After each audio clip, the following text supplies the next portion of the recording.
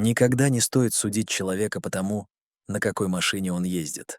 Один холодный будний день в Чикаго полностью изменил жизнь человека, который привык оставаться незаметным.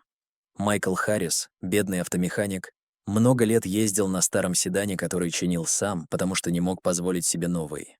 Он работал по 12 часов в день в маленькой мастерской на окраине города, пытаясь оплачивать жилье и лечение больного ребенка. Машина была изношена, тормоза давно требовали ремонта, но все деньги уходили на более срочные нужды. Утром по дороге на работу его автомобиль не смог вовремя остановиться и врезался в дорогой красный спорткар на узкой городской улице. Для Майкла это выглядело концом всего.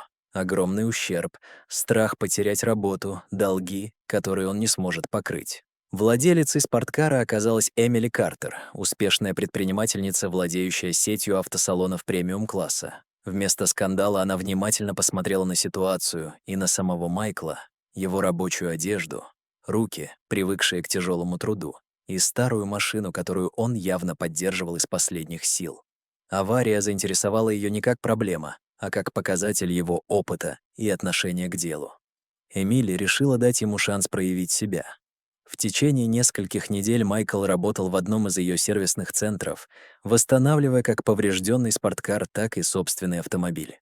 Он показал редкую аккуратность, честность и глубокое понимание техники. Более того, он обратил внимание на скрытые дефекты в других машинах салона, рискуя карьерой ради безопасности клиентов. Это стало поворотным моментом. Спустя месяц Майклу предложили должность руководителя нового сервисного центра с зарплатой, о которой он раньше не мог мечтать.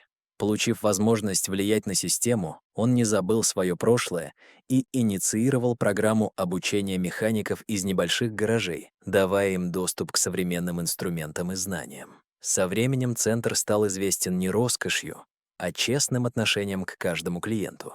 Старую мастерскую, где Майкл когда-то работал, превратили в общественный гараж с доступными ценами.